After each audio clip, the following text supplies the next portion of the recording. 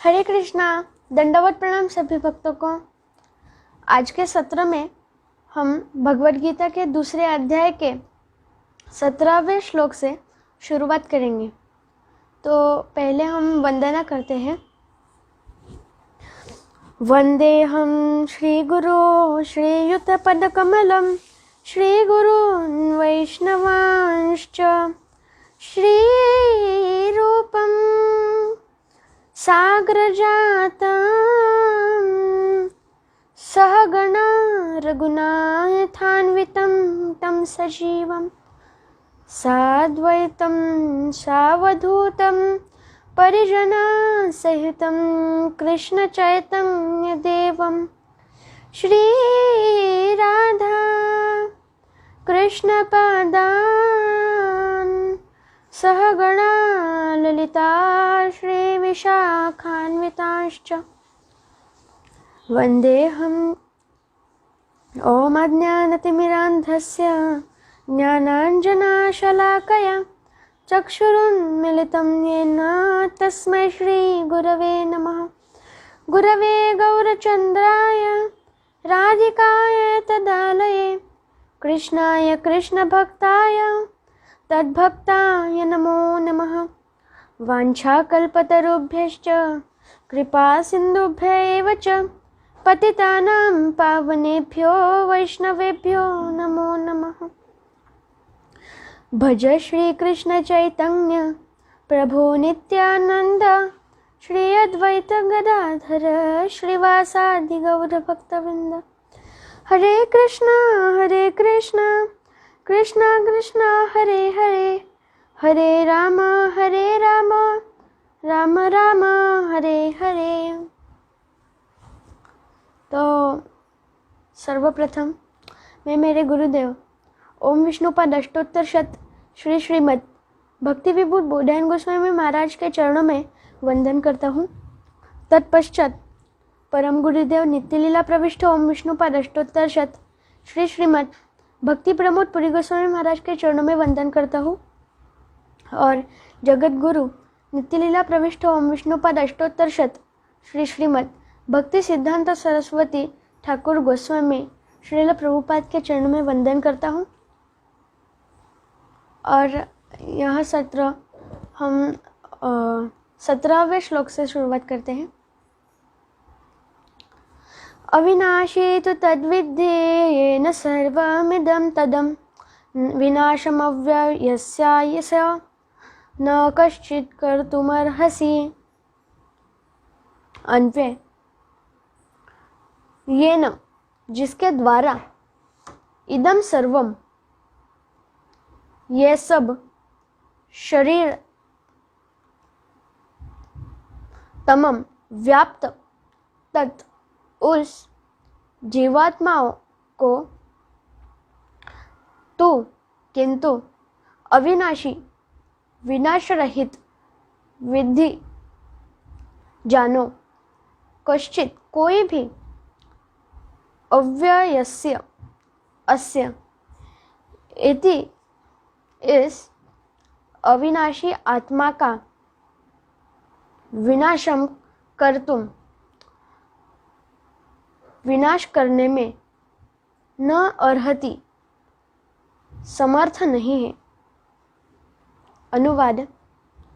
जो इस संपूर्ण शरीर में व्याप्त है उसी आत्मा को तुम अविनाशी जानो। जो अव्यय अर्थात नित्य है उस आत्मा का कोई विनाश नहीं कर सकता। रसिक रंजन। जो अविनाशी जीव है वही आत्मा के रूप में मनुष्य के संपूर्ण शरीर में व्याप्त है। परमाणु की तरह अति सूक्ष्म होने पर भी आत्मा में संपूर्ण देह को पुष्ट करने वाली महौषधि की भांति सारे शरीर में व्यापक होने की शक्ति विद्यमान है। आत्मा स्वर्ग, नरक और नाना योनियों में भ्रमण कर सकता है, इसलिए उसे सर्वज्ञ कहा जाता है। वह अव्यय अर्थात नित्य है उसका कोई विनाश नहीं कर सकता।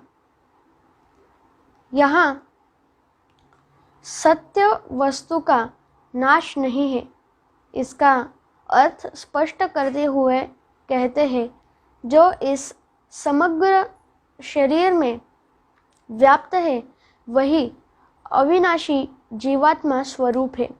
यदि कहो कि समग्र शरीर व्यापी चैतन्य सत्ता जीवात्मा है, तो इसका अर्थ यह हुआ कि जीवात्मा का मध्यम परिणाम है। ऐसा होने से जीवात्मा में अनित्यत्व का दोष जान पड़ता है। इसके उत्तर में कहते हैं, जीवात्मा में इस प्रकार दोष नहीं होता। सूक्ष्म वस्तुओं में जीव सूक्ष्मतम मेरी विभूति है। श्रुति कहती है, यह जीवात्मा परिणाम में अणु के समान है। जीवात्मा का केवल चित्त द्वारा अनुभव किया जा सकता है। जीवात्मा में प्राणवायु 5 भागों में विभक्त होकर रहती है।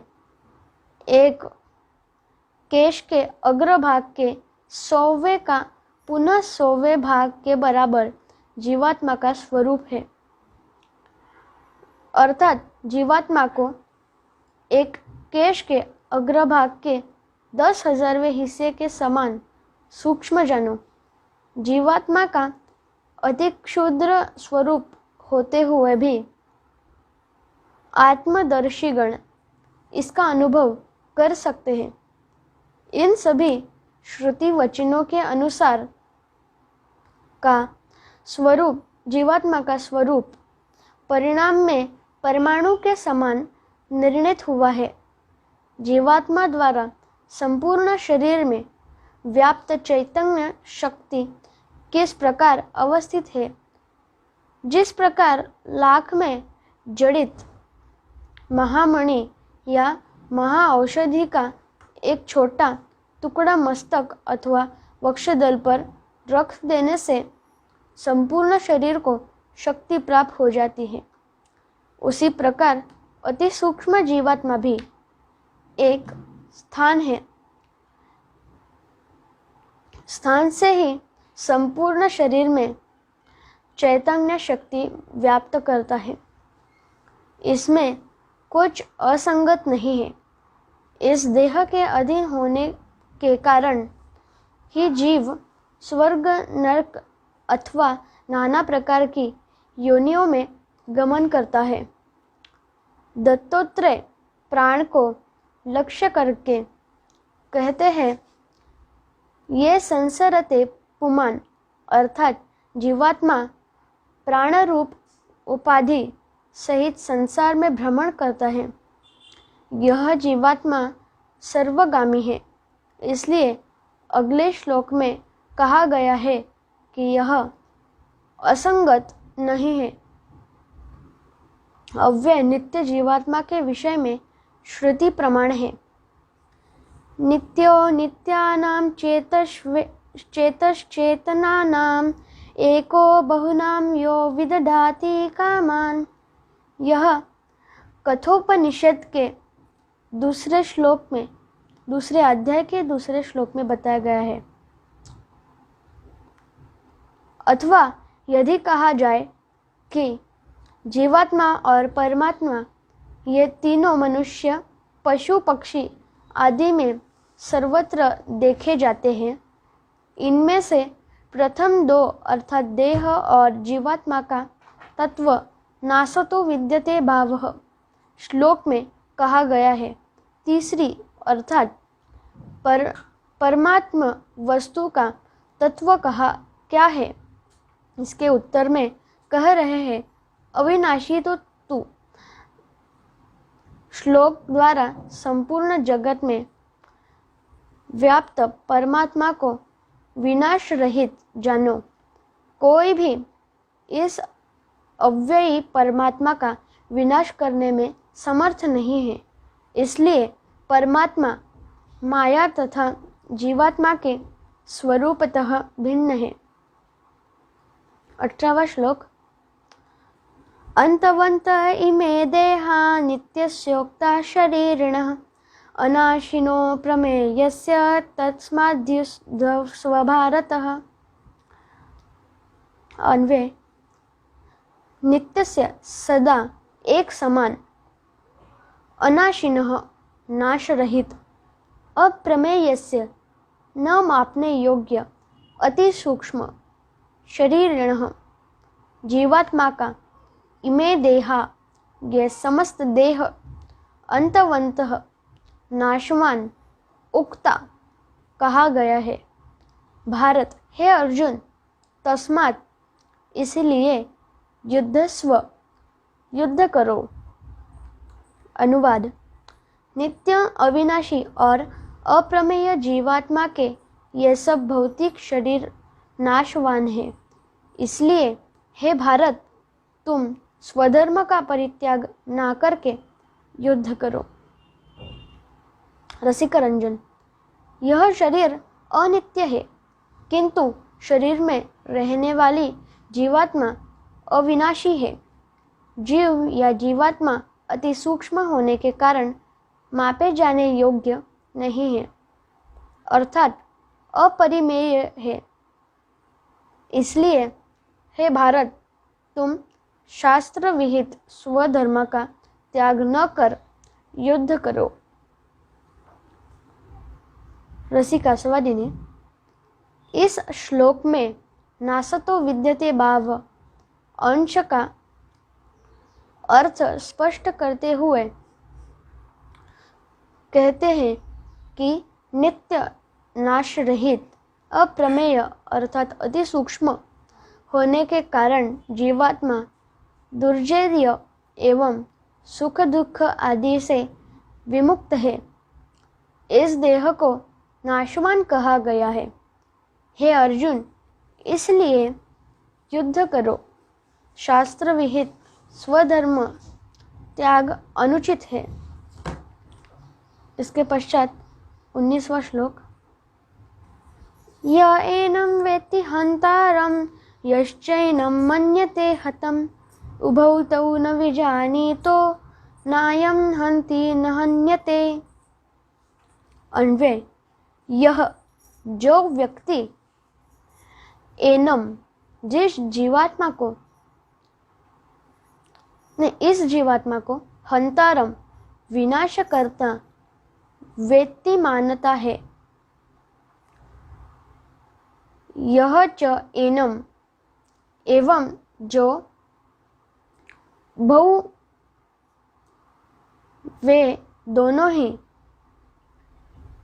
न विजानीतः, क्षमा कीजिए, अन्वय, यह जो व्यक्ति एनम इस जीवात्मा को हंतारम विनाश करता वेत्ति मानता है, च एनम एवं जो व्यक्ति इसको हतम मरा हुआ मन्यते समझता है, तौ तौ उभौ वे दोनों ही न विजानीतः अज्ञ, यस्मात् क्योंकि अयम इस जीवात्मा का न हंति किसी का भी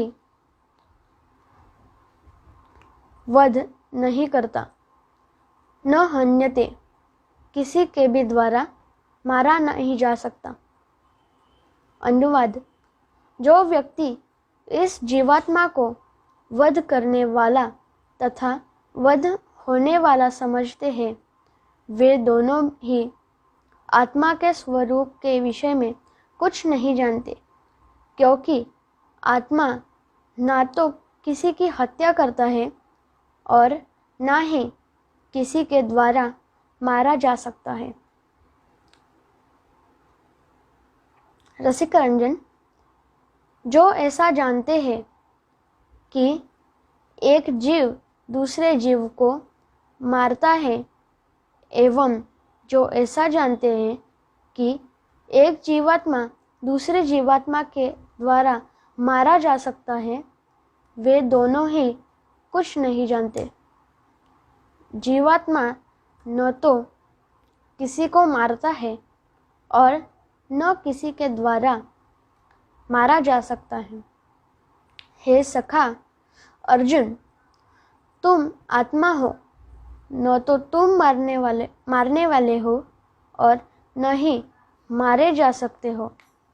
अज्ञानी व्यक्ति के द्वारा गुरुजनों का हत्यारा कहे जाने से तुम्हें अपयश मिलेगा। इस प्रकार भय करने की आवश्यकता नहीं है।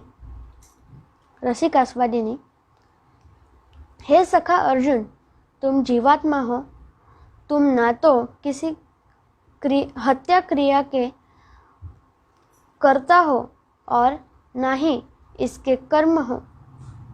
जो ऐसा समझते हैं कि यह जीवात्मा हत्या करने वाला है, अर्थात अर्जुन भीष्म आदि की हत्या करते हैं, अथवा जो ऐसा समझते हैं कि भीष्म आदि के द्वारा अर्जुन का विनाश होता है, वे दोनों ही अज्ञानी हैं।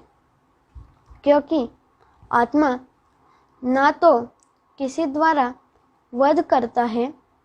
किसी का वध करता है और ना ही किसी के द्वारा मारा जा सकता है। अतएव अर्जुन, गुरुजनों का वध करके अज्ञानी लोगों द्वारा तुम्हारी दुष्कीर्ति होगी। तुम्हें ऐसा भय क्यों है? यही भावार्थ है। 20वां श्लोक। न जायते म्रियते वा कदाचिन्नायं भूत्वा भविता वा न भूयः आजो नित्य शाश्वतोऽयं पुराणो न हन्यते हन्यमाने शरीरे। अन्वय। अयम, यह जीवात्मा कदाचित, कभी भी, न जायते, न जन्म लेता है, वा न म्रियते, और ना ही मरता है, भूत्वा वा, ना उत्पन्न होता है, भूयः, पुनः, न भविता, उत्पन्न नहीं होता। अयम, अजः, यह जीवात्मा अजन्मा, नित्यः, सर्वदा समभाव में स्थित, शाश्वतः, क्षयशून्य, पुरोणः, षड्विकार रहित, अपिच, फिर भी शरीरे, हन्यमाने, देह नष्ट होने पर, अयम, जीवात्मा न हन्यते, नष्ट नहीं होती। अनुवाद। आत्मा ना तो कभी जन्म लेता है और ना ही कभी मरता है, अथवा पुनः पुनः इसकी उत्पत्ति या वृद्धि नहीं होती है, क्योंकि आत्मा अजन्मा, नित्य, क्षय रहित, अर्थात पुरातन होते हुए भी नित्य नवीन है।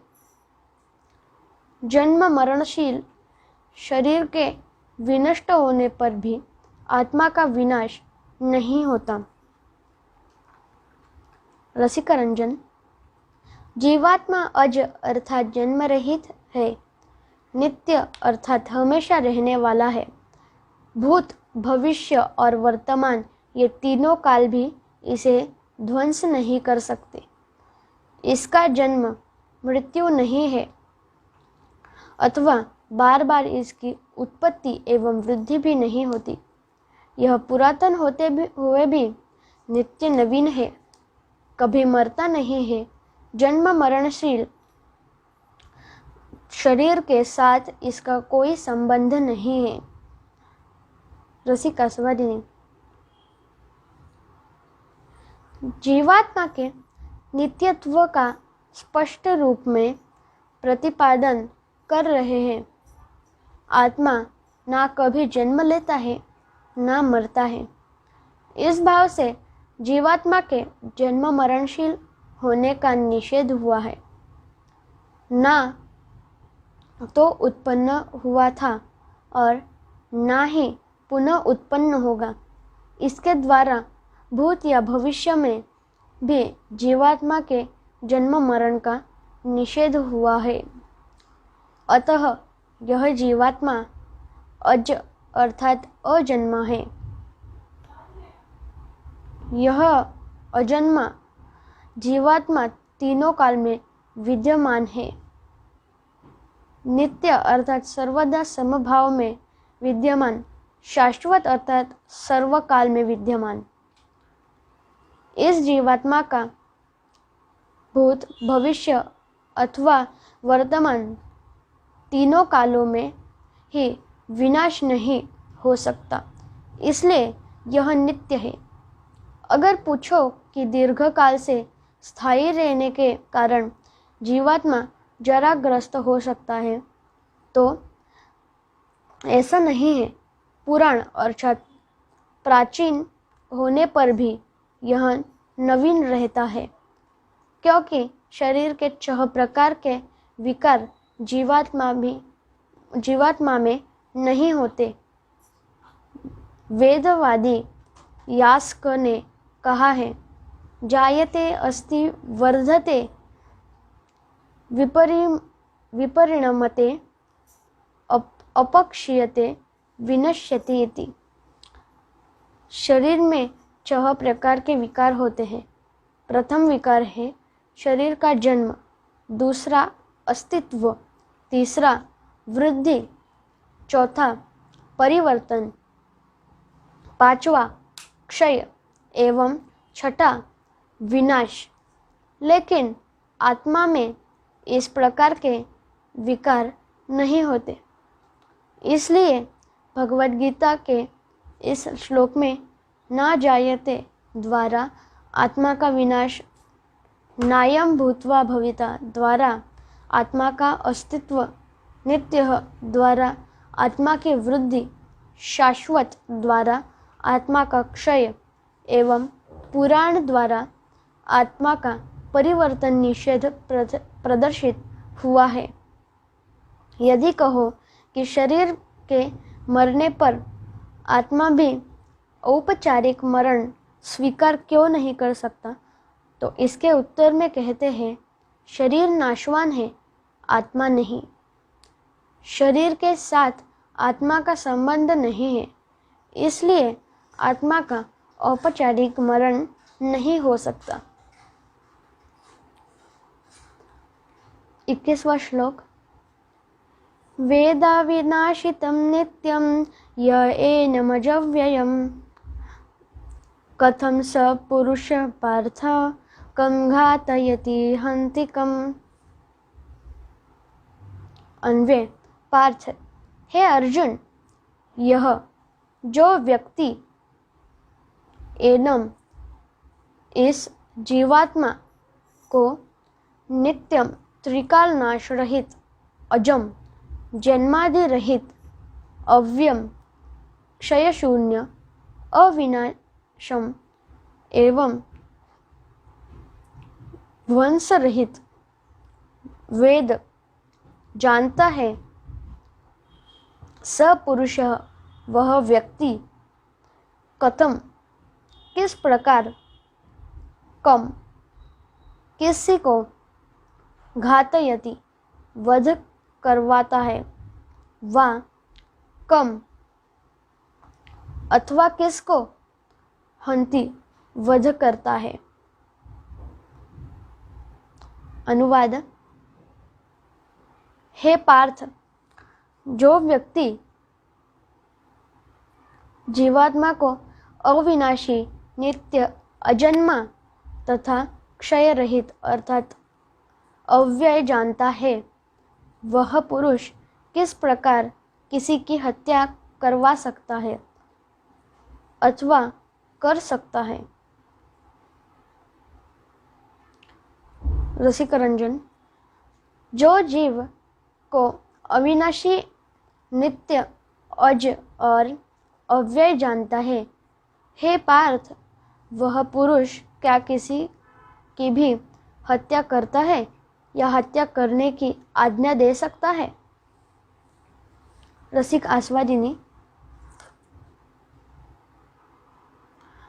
अतएव इस प्रकार ज्ञान संपन्न होकर तुम्हारे युद्ध करने पर और मेरे द्वारा तुम्हें युद्ध के लिए प्रेरित करने पर हम दोनों ही दोष के भागी नहीं होंगे। इसलिए कह रहे हैं, हे पार्थ, तुम व्यक्ति इस आत्मा को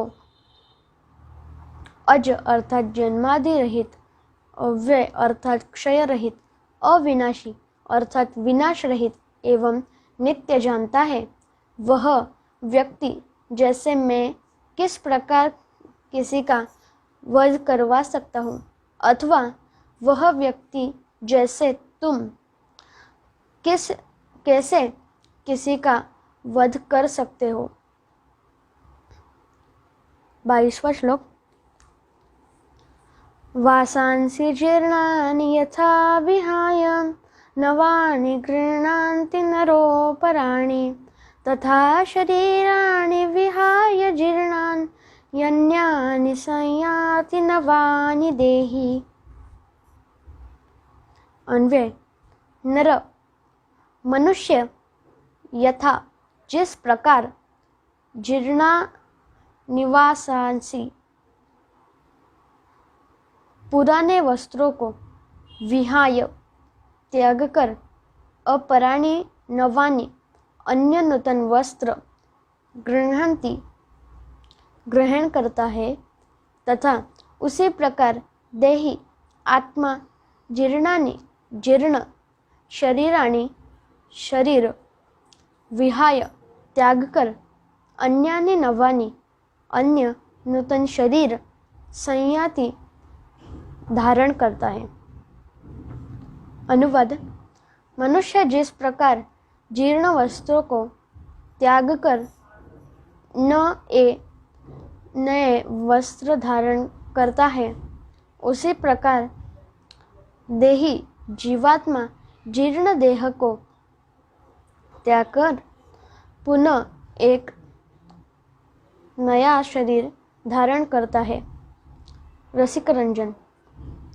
मनुष्य जिस प्रकार फटे पुराने वस्त्रों का परित्याग कर दूसरे नए वस्त्र पहनता है, उसी प्रकार देही आत्मा भी जीर्ण शरीर त्याग कर नवीन देह धारण कर सकता है।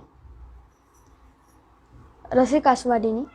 यदि कहो कि मेरे युद्ध में मरने से जीवात्मा भीष्म नामक शरीर का निश्चित ही त्याग करेगा एवं मैं और आप ही उसका कारण बनेंगे, तो इसके उत्तर में कहते हैं कि जीर्ण वस्त्र त्याग करवा कर नए वस्त्र धारण करवाने से क्या कोई दोषी हो जाता है। इसलिए भीष्मदेव को जीर्ण शरीर का त्याग करवाकर नए दिव्य शरीर देने से मेरा अथवा तुम्हारा क्या दोष होगा। जिस प्रकार मनुष्य फटे पुराने वस्त्रों को त्याग कर नए वस्त्र धारण करता है, उसी प्रकार देही आत्मा जराग्रस्त शरीर त्याग कर अन्य नया शरीर ग्रहण करता है।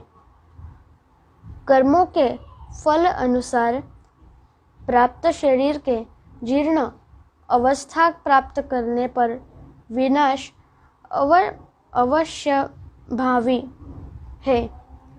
इसमें शोक करने वाली कौन सी बात है। 32वां श्लोक 23वां श्लोक। नैनं छिन्दन्ति शस्त्राणि नैनं दहति पावकः न चैनं क्लेदयन्त्यापो न शोषयति मारुतः। अन्वय। शस्त्राणि शस्त्र एनम इस आत्मा को न छिन्दन्ति छेदन नहीं कर सकता, पावकः अग्नि एनम इस आत्मा को न दहती दहन नहीं कर सकती, आपः जल एनम इस आत्मा को न क्लेदयन्ति, गीला नहीं कर सकता। च एवं मारुतः वायु न शोषयति, सुखा नहीं सकती। अनुवाद: शस्त्र आदि आत्मा का छेदन नहीं कर सकते। अग्नि इसे जला नहीं सकती, जल इसे गीला नहीं कर सकता तथा वायु इसे सुखा नहीं सकती। रसिक रंजन: जीवात्मा अस्त्र शस्त्र से कटता नहीं है, अग्नि से जलता नहीं है, जल से भीगता नहीं है और वायु से सूखता नहीं है। रसिक आस्वादिनी: यदि तुम कहो कि युद्ध में अस्त्र शस्त्रों के प्रयोग से क्या आत्मा को कोई पीड़ा नहीं होगी, तो इसके उत्तर में कह रहे हैं, युद्ध में तुम्हारे द्वारा प्रक्षेपित अस्त्र शस्त्र जैसे खंडादि आत्मा का छेदन नहीं कर सकते। पावक आग्नेय अस्त्र इस आत्मा को जला नहीं सकता। अपह अर्थात जल आत्मा को भिगो नहीं सकता और मारुतः अर्थात वायु अस्त्र इस आत्मा को सुखा नहीं सकते। इसके पश्चात 24वां श्लोक। अच्छोद्योयमधायोऽयम् अक्लोद्यो शोष्य एव च नित्यः सर्वगतस्थाणुर् अचलोऽयं सनातनः। इसके पश्चात 25वां श्लोक भी इसके साथ ही दिया है। ये दोनों श्लोक एकत्रित रूप में है। अव्यक्तोऽयमचिन्त्योऽयम् अविकार्योऽयमुच्यते तस्मादेवं विदित्येनं नानुशोचितुमर्हसि। अन्वय: अयम यह आत्मा अच्छेदः छेदन अयोग्य, अयम यह आत्मा अधाम्य दहन के अयोग्य, अयम यह आत्मा उक्लेद्य गीला होने वाला, अशोष्य एवच एवं अशोषणीय, अयम यह आत्मा नित्य सर्वगत कर्मानुसार देवादि सभी का प्रकारी की देह धारण करने वाला, योग्य स्थानु स्थिर स्वभाव, अचल सनातन अनादि, अयम यह आत्मा अव्यक्त अति सूक्ष्म होने के कारण चक्षु आदि इंद्रियों द्वारा अग्राम्य, अयम यह आत्मा अचिंत्य, अयम यह आत्मा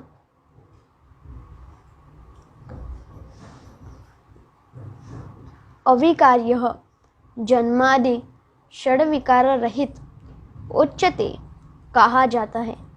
तस्माद अतएव एनम इस आत्मा को एवं इस प्रकार विदित्वा जानकर अनुशोचितुम न अर्हसि, इसलिए शोक करना उचित नहीं है।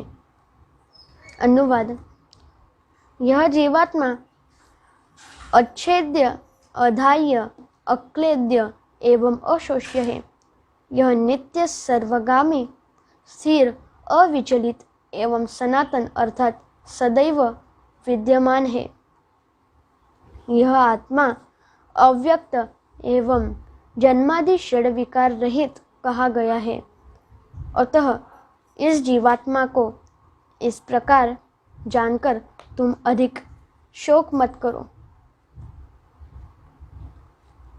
रसिक रंजन: यह जीवात्मा न छेदन होने वाला, न जलने वाला, न गलने वाला और न ही सूखने वाला है। यह तो नित्य सर्वगतः स्थाणु और अचल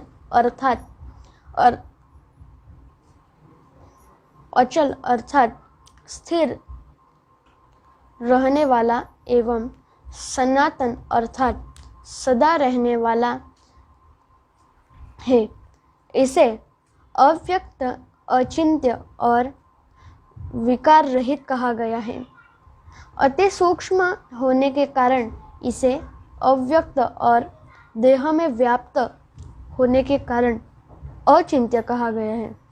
जन्मादि 6 विकारों से रहित होने के कारण इसे अविकारी कहा जाता है। जीवात्मा को इस प्रकार जानने के पश्चात तुम्हारा शोक परित्याग करना उचित है। रसिकास्वादिनी। यहाँ पर शब्द एवं अर्थ द्वारा जीवात्मा का नित्यत्व स्थापित हुआ है। संशय चित्त व्यक्ति आत्म तत्व का भली भांति निर्धारण करना चाहता है, इसलिए आत्मा के विषय में पुनरुक्ति में कोई दोष नहीं है। जिस प्रकार इस कलयुग में धर्म है, धर्म के 3-4 बार कहने से व्यक्ति जान जाएगा कि अमुक विषय में वास्तव में धर्म है, उसी प्रकार यह आत्म तत्व की पुनरुक्ति है।